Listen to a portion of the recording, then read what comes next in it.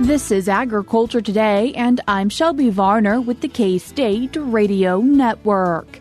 Kicking off today's show is K-State's Drew Ricketts and Joe Gerken with a new episode of Fins, Fur, and Feathers, where they converse about blue-green algae and its concerns. K-State's Jenny Ifft and John Holman continue the show as they discuss how annual forage insurance is different this year and what decisions need to be made when enrolling. The detection of HPAI in dairy cattle will have an impact on transporting lactating dairy cows to county fairs and other events this summer. K-State dairy specialist Mike Brouk ends today's show by reviewing the safety measures that have been put in place. That and more is coming up ahead.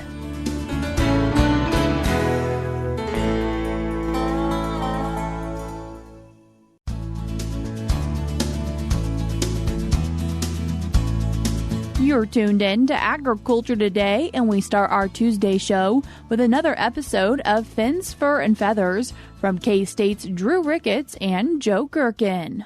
Welcome back to Fins, Fur, and Feathers. I think we're on an aquatics episode this week. Joe, what do you got for us? We are, and it's that time of year we're starting to see some blue-green algae popping up, so I thought we'd chat about that a little bit today. Probably the first thing we need to know is what in the world is blue-green algae? Yeah, there's a couple different types of algae. So a lot of times when I'm going out to ponds this type of year, people say they have blue-green algae or think they do.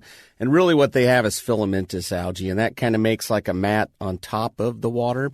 That filamentous algae, often called pond moss, filamentous algae actually grows on the bottom of the pond, collects air as it photosynthesizes and floats to the top. So you see big mats of kind of this fluffy stuff.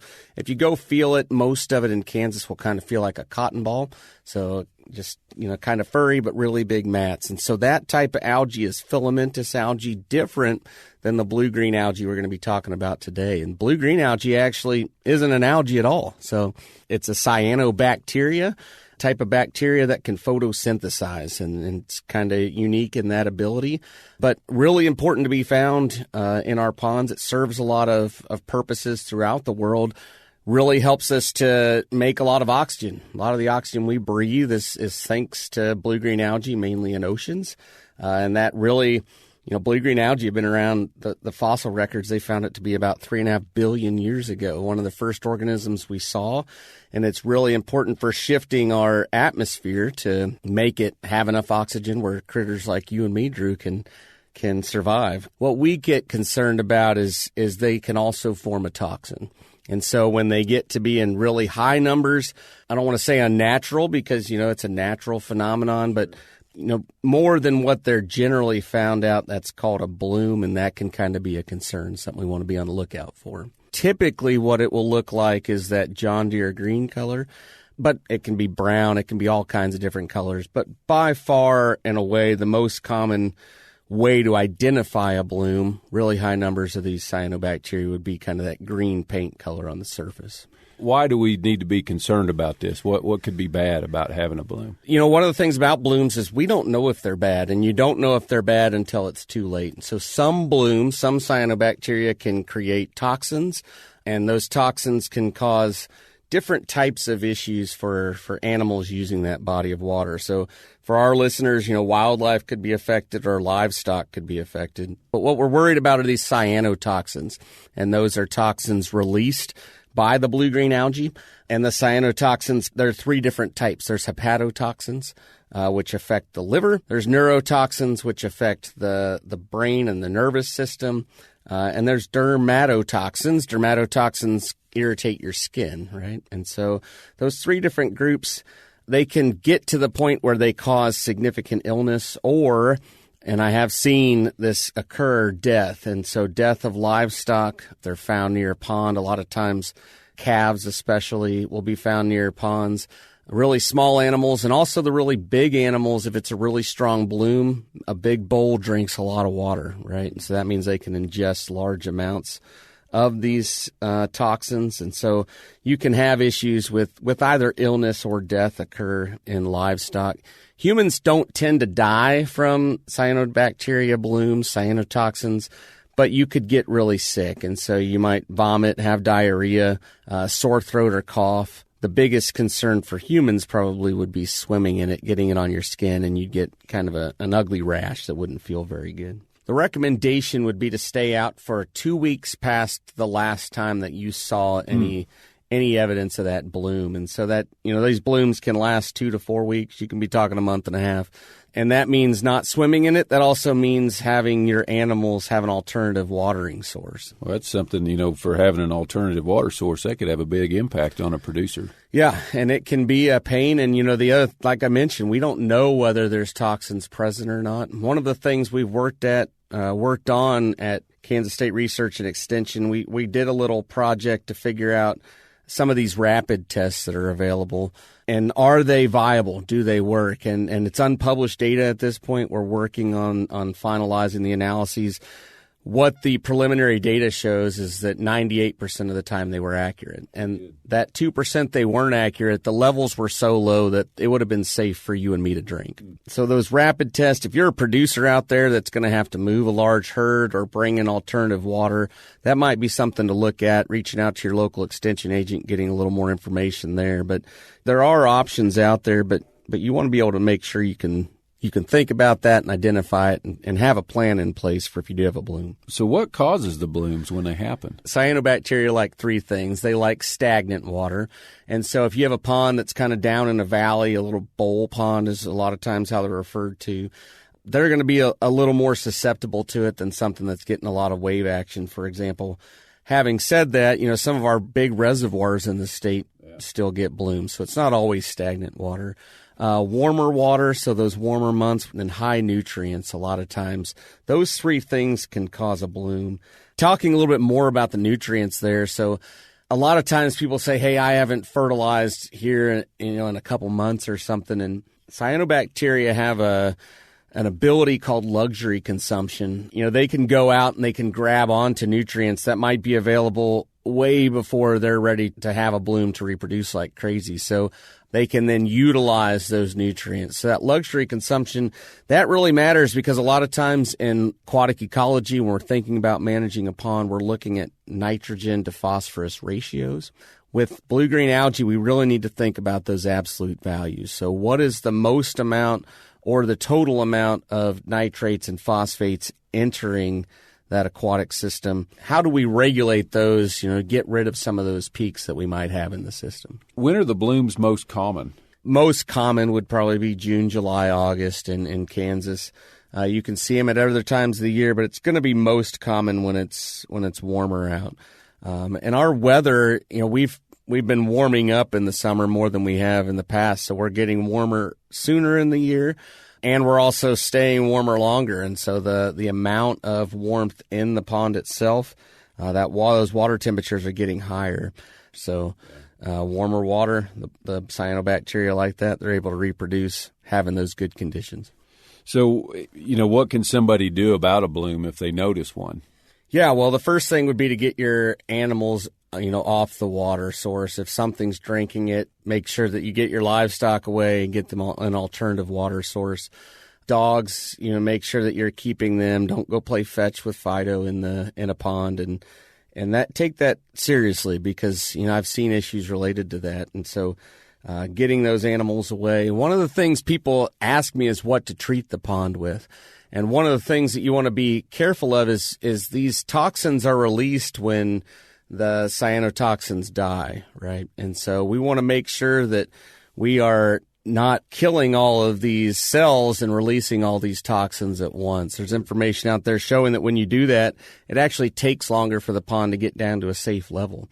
So if you go treat it with an algicide, for example, and kill a bunch of those cells, you can have a big spike in the amount of toxins present. So the best thing to do is kind of let Mother Nature take her course and let things go through the progression, let that bloom go away as quickly as possible, and then plan ahead. So what are you going to do or what can you do to help mitigate some of the factors that might have caused that bloom in the first place, right? So those riparian buffers we talked about, maybe fencing off the pond.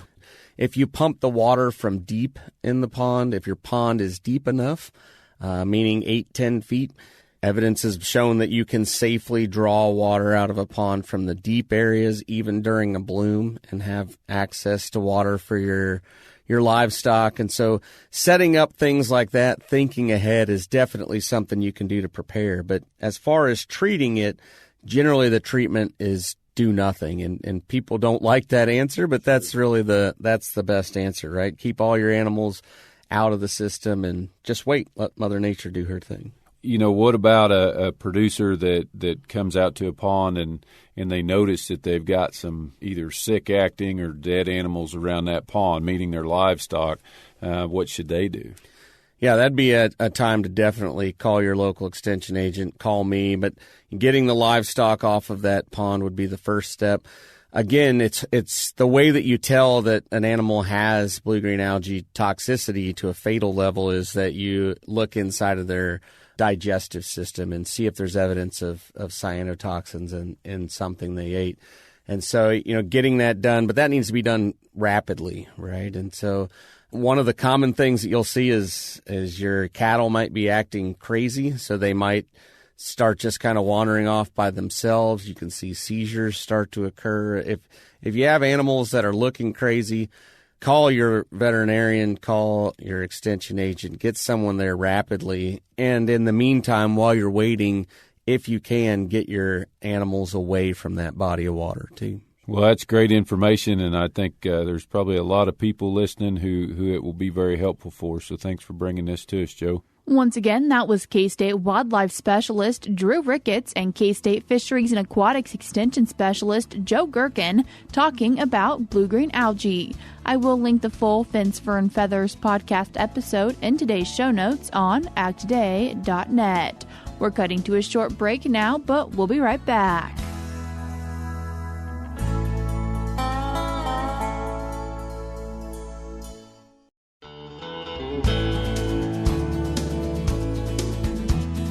You're tuned in to Agriculture Today, and we continue our Tuesday show talking about annual forage insurance with K-State Flinchbaugh Agricultural Policy Chair Jenny Ifft and K-State Cropping Systems and Forage Agronomist John Holman. Jenny, John, thank you both so much for taking the time to join us today. Great to be here. As we're thinking about annual forage insurance, what is it?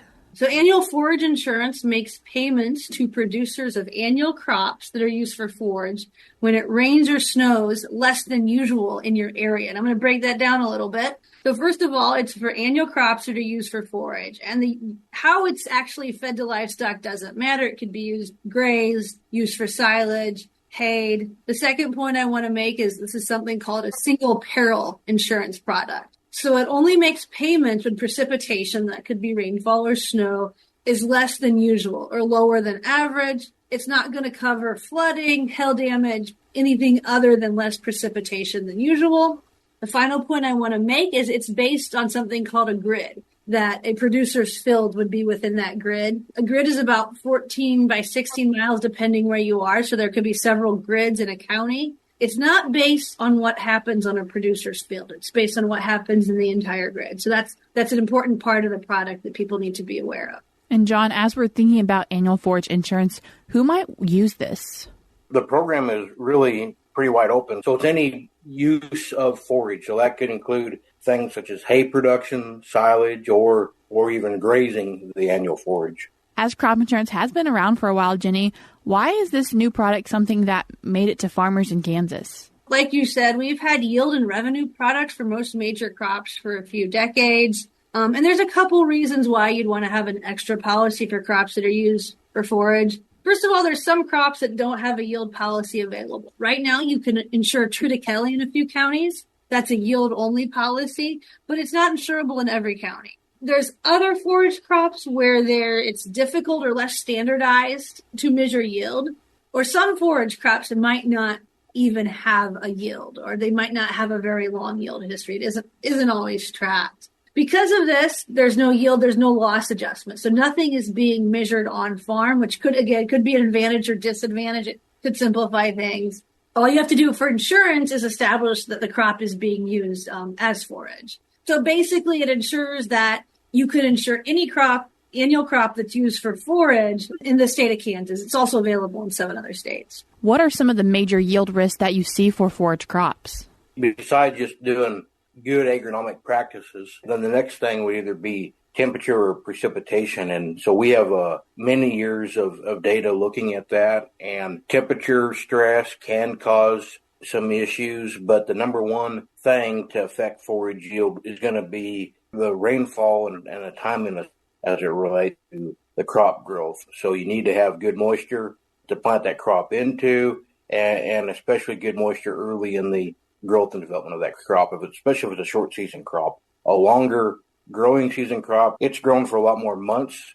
So the criticalness of the precipitation period of that crop is more spread out. So it depends a little bit on the specific forage crop we're talking about and how long that crop is grown. But precipitation is the one thing that producers really cannot control that can have a big impact on yield. And as most things when it comes to insurance, always choices that have to be made. And Jenny, what are a few of those different main choices that if someone chooses to use annual forage insurance, they'd have to make? Some of them are similar to your typical yield policies or revenue policies. So you have to pick a coverage level for annual forage. It's 70 to 90%. There's also something called a productivity factor. That's where you set the value of your forage crop. And that gives you some flexibility to increase or decrease the value of your policy. If a higher value, premiums are going to cost more, but your payouts could be more. The last one is interval selection. So you have a growing season of 7 months after the month that the crop is planted, and you have to pick when during that period you want to have the coverage and what periods of months you want to be relatively more important. John, how does interval selection make a difference when trying to match forage yield risk? They've recently changed this a little bit, but the insurance cannot cover until after the month of which the crop is planted. So if we plant the crop in, let's say we planted it sometime in May, the 1st of May, first month we could actually insure that crop would be June. However, our data has shown that the plant available water at the time of planting, which is really the month or two before planting, and the month of planting explains a lot of the forage yield. So the earlier in the growing season you can insure, that is the most correlated to the yield potential of that crop. But again, the earlier in the growing season, that's going to have the highest impact on forage yield. What does it look like for payout then for annual forage insurance? Well, when you think about payouts, you really have to think about it covering the last half of the year and the first half of the next year. So if we look at the 2024 commodity year, that would cover crops that were planted as early as last August to date. The program has paid out about $5.7 million in indemnities to date, compared to $7.6 million in premiums, but it's not done yet. So I do expect total indemnities to be higher than total premiums, but I think it's going to look really different across the state. If you think, we have had good rainfall in some parts of the state, other parts of the state are still pretty dry. So that's probably going to be pretty mixed. But if you look back to a bad drought year, so if we go back to the 2023 crop year, this is going to cover last half of 2022 and the first part of 2023, payouts are about $70 an acre or $22.7 million for the whole state compared to $7 million in premiums. So in a drought year, when there is a lot of need, it does tend to make substantial payouts. John, why is it then that farmers may choose to not insure their forage crops? Well, I think if you look at western Kansas, the likelihood of not receiving timely rainfall is higher than the eastern part of the state. So, and there is a map of acres in the state insured, and western Kansas does tend to be more heavily insured than eastern Kansas.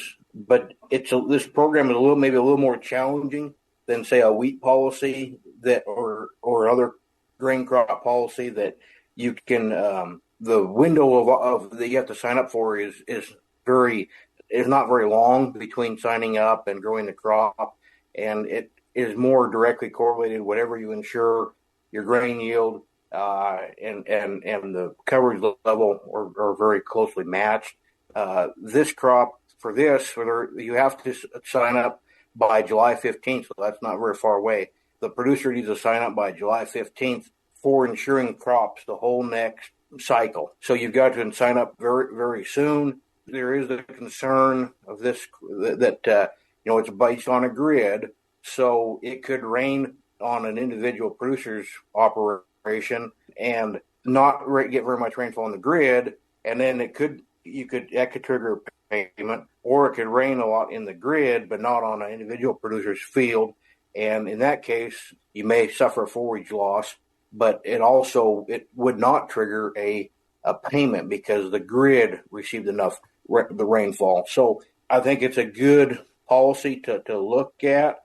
The other concern that I would have is based on when they allow you to insure this crop, it doesn't exactly match our data for when the forage production is. It would be nice if we could insure earlier in the growing season of that crop to have it more correlated to forage yield. But, after the last several years of drought that Western Kansas has experienced, I think this is still a useful tool that producers should consider because, forage in those conditions, forage supplies are extremely tight, very expensive to come by. And so, hopefully the insurance would be a useful tool to help mitigate that risk. If someone would like to learn more about annual forage insurance, how can they do that? So you can always talk to an insurance agent, and a lot of those agents have different tools to help producers understand this product. We have an article that just got posted to agmanager.info that goes over the basics of the policy, as well as some of those getting into the details of interval selection, which is it's your first time. It can be a little tricky. It is somewhat similar to pasture, rangeland, and forage insurance. If producers have used that, it'll be pretty easy to pick up on. Also, RMA has a website with a decision tool and historic rainfall if producers would want to use that in addition to what their insurance agent has. Jenny, any final thoughts you'd like to share with producers when it comes to annual forage insurance? Well, the deadline is July 15th of this year, and it's a little confusing at first because you have a commodity year that doesn't follow the calendar year. So if you sign up for July 15th, growing season 1 starts in September of 2024 this year. The planting period is August. The final growing season for commodity year 2024, growing season 12, would start in August of 2025 with planting in July of 2025. Also, another thing that producers need to keep in mind, and this was a policy change last year, does add a lot of flexibility. You don't have to insure all acreage of annual forage crops that you grow on your farm. That was K-State Flinchbaugh Agricultural Policy Chair Jenny Ifft and K-State Cropping Systems and Forage Agronomist John Holman. I will link the resources Jenny mentioned in today's show notes on agtoday.net. We're cutting to a short break now, but we'll be right back.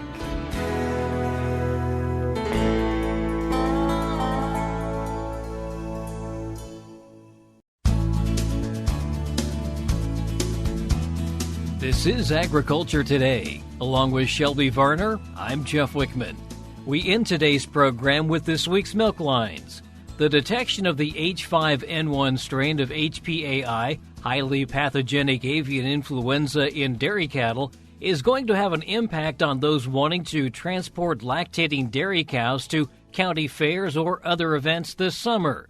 K-State dairy specialist Mike Brouk discusses the safety measures that need to be followed. Today I'd like to visit with our Kansas dairy producers and those that will be showing dairy cattle this summer at local fairs.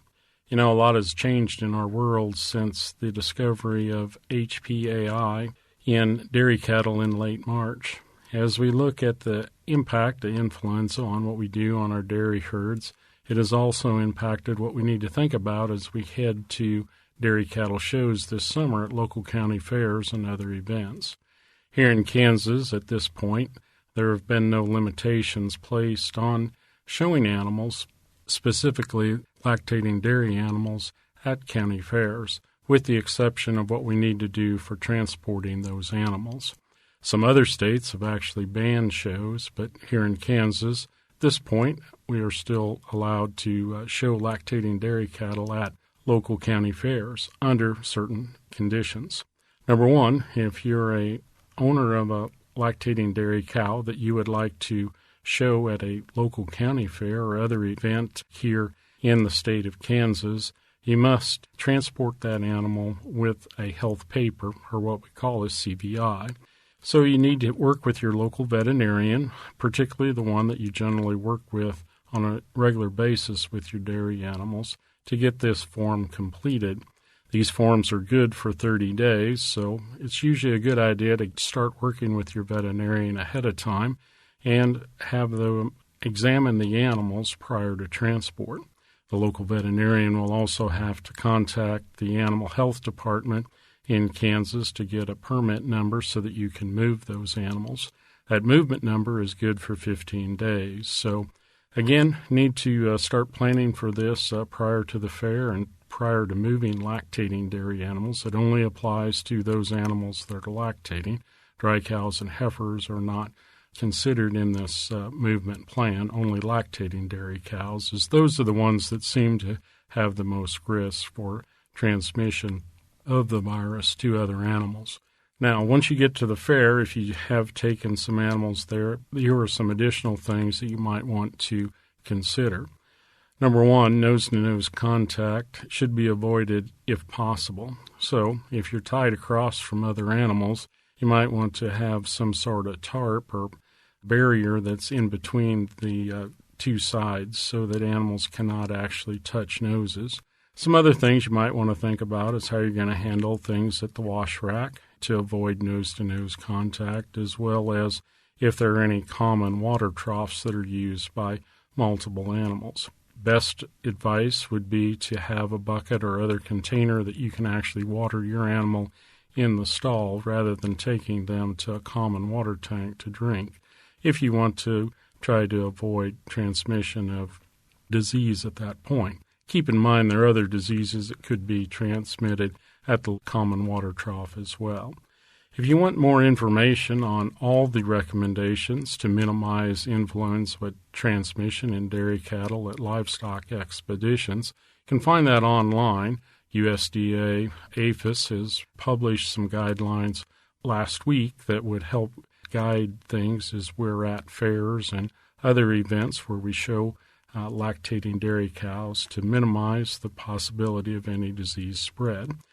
And above all, keep in close contact with fair officials and your local veterinarian, as these requirements may change based on conditions that we're seeing with this particular virus in dairy cattle.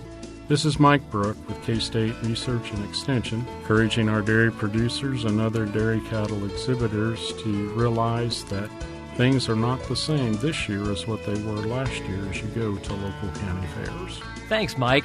And that'll do it for this edition of Agriculture Today. For Shelby Varner, I'm Jeff Wickman. This is the K-State Radio Network.